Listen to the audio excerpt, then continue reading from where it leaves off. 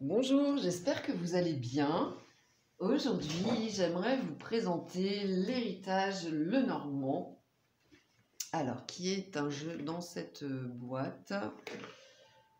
Il y a un livre assez conséquent, 3 cartes qui résument la signification, plus les associations. Les cas particuliers plus exactement, c'est pas vraiment les associations. Il y a une carte d'un signifiant, donc la dame, le monsieur. Voici le format, le dos, que j'aime beaucoup, qui est sobre, je le trouve très élégant. Alors on va prendre donc, un exemple avec celui-ci, au niveau du format, voilà. Donc elles sont un peu plus larges et un peu plus hautes. Elles sont de bonne qualité, elles sont plutôt épaisses et souples. Elles glissent très bien. Elles glissent très bien. Les tranches sont neutres. Elles se mélangent très très bien. Elles sont très très agréables à prendre en main. Et donc elles s'étalent très bien également. Alors ici on a un petit Lenormand vintage au niveau des illustrations. Et la particularité de ce jeu, en tout cas ce que nous propose l'auteur, c'est qu'il a associé la carte à jouer, c'est-à-dire la signification de la carte à jouer, en lien avec l'illustration de la carte. Ce qui n'est pas forcément le cas, enfin ce qui n'est pas du tout le cas d'ailleurs, la plupart du temps en tout cas, dans le jeu, enfin voilà, le jeu que je vous ai montré, ceux qui sont classiques on va dire.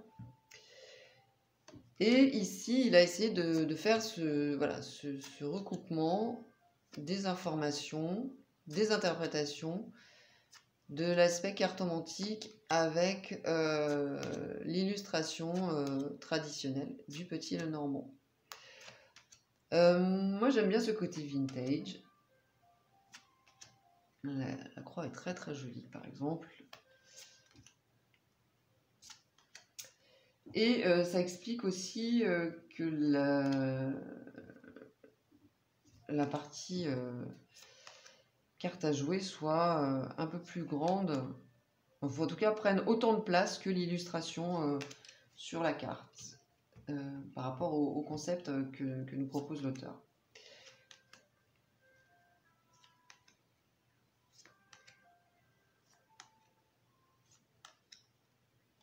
Alors c'est très sympa parce que ça permet de se familiariser plus rapidement avec, quand on connaît déjà plus exactement la signification du petit Lenormand, connaître, en tout cas apprendre ou connaître, développer ses connaissances avec la partie cartomantique, je trouve ça très très chouette parce que vous me direz, mais moi j'utilise quasiment jamais, ouais jamais je pense, cette partie-là des cartes et parce que je vois pas trop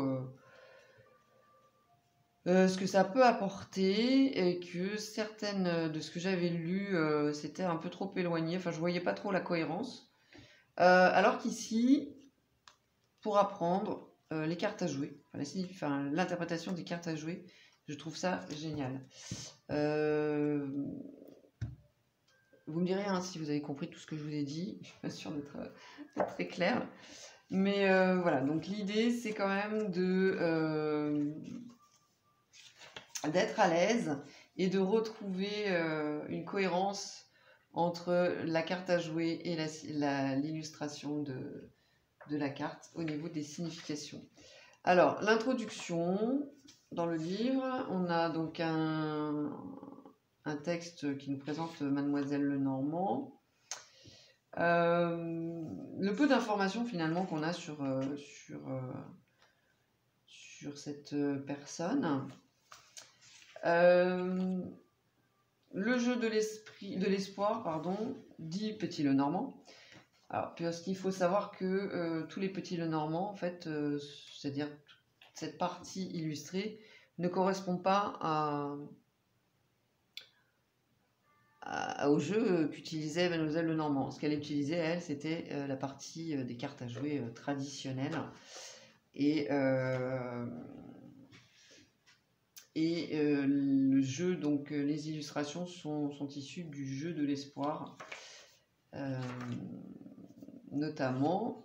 Alors, on a les citations avérées de Mademoiselle Lenormand ici. Un jeu de 32 ou 36 cartes.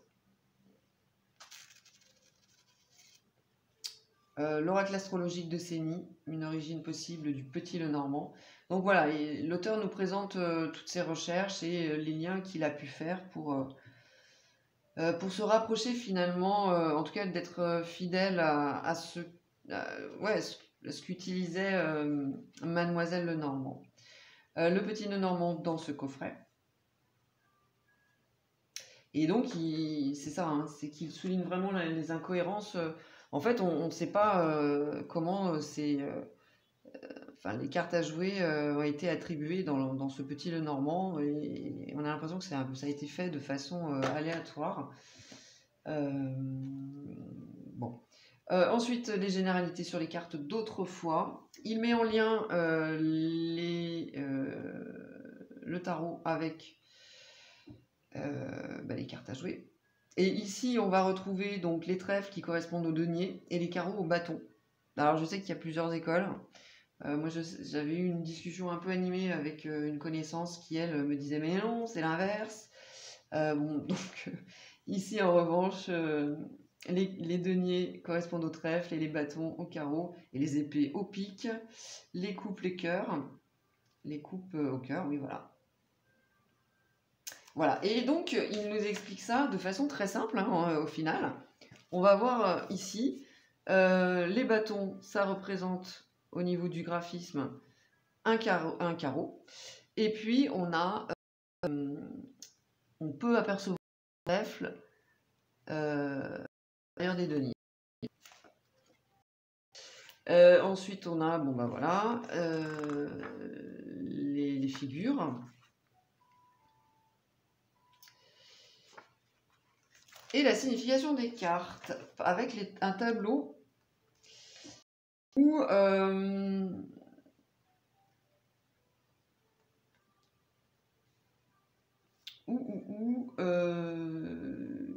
y a la cartomancie classique d'un côté, l'attribution habituelle du petit Lenormand, et ici, bon pareil, la cartomancie classique et le corrigé entre guillemets, c'est-à-dire la version de l'auteur. Par exemple, l'as de carreau dans la cartomancie classique, donc qui est lettre nouvelle, est attribué dans le petit Lenormand habituellement à la carte du soleil, et elle va correspondre à la carte de la lettre. Ce qui semble assez logique, hein, en fait. Etc. Alors, par exemple, par exemple, le roi de carreau, commerce, affaires, attribution habituelle du petit Lenormand, les poissons. Et la même chose, il a gardé le roi de carreau pour les poissons. Donc, il y a certaines cartes qui n'ont pas été modifiées. Alors, on a les mots-clés, la signification générale, la nouvelle attribution, avec l'aspect donc carte à jouer, et puis habituellement dans le petit Lenormand, ici donc c'est le cavalier, le valet de carreau y est attribué à la faux, symbole de fin de cycle et d'imprévu. Alors qu'ici il met le roi de carreau, donc il représente un messager, un jeune homme adroit et voyageur, parfois en uniforme militaire, il est porteur de nouvelles et prêt à se rendre utile. Le cavalier est associé, donc là habituellement il est associé au 9 de cœur, symbole de réussite, de victoire et de satisfaction. Voilà, donc il donne les différences et évidemment la nouvelle attribution. Et c'est comme ça pour toutes les cartes. On a ensuite des suggestions de tirage, la coupe simple, la coupe détaillée, le jeu de la coupe, le passé, présent, futur à 7 cartes. J'aime beaucoup. La croix celte, donc pas mal de tirages. Hein.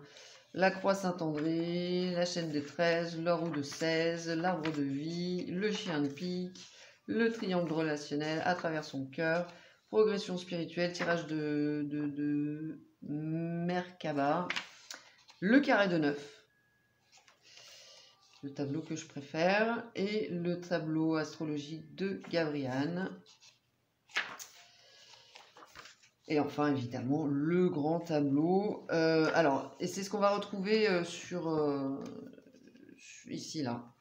Ce type d'emplacement. Et puis, cette autre façon de placer les cartes. L'usage du plateau, voilà. Présentation des vidéos. Alors, on peut scanner si on veut. Je ne l'ai pas fait pour l'instant. Le grand tableau selon l'oracle parfait.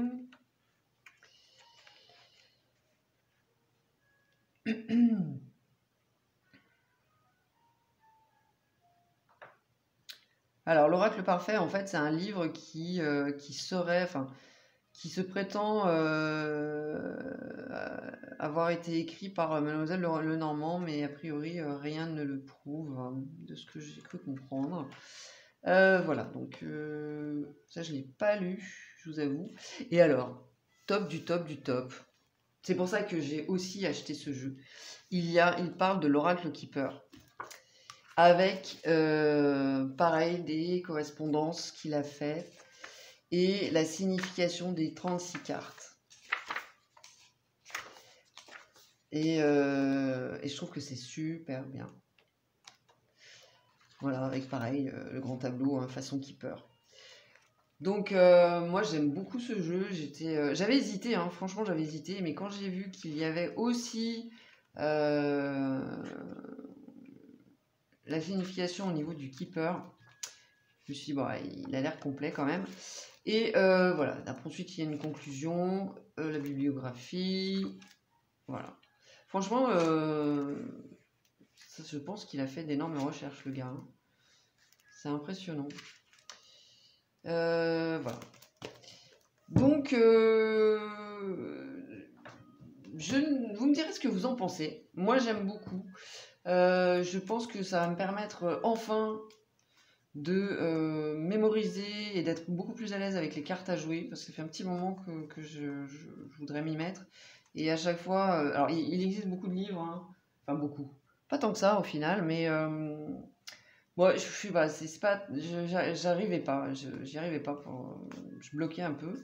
Et j'ai l'impression qu'avec cette méthode-là, ça va être beaucoup plus simple.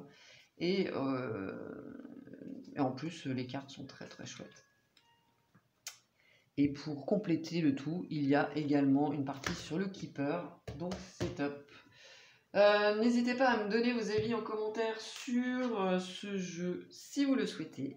Likez, partagez, abonnez-vous si ce n'est pas déjà fait pour soutenir mon travail, ma chaîne, et puis moi ça me booste aussi. Je vous remercie. Pour une consultation, vous avez également toutes les informations sous cette vidéo. Je vous dis à très bientôt. Merci, bye bye.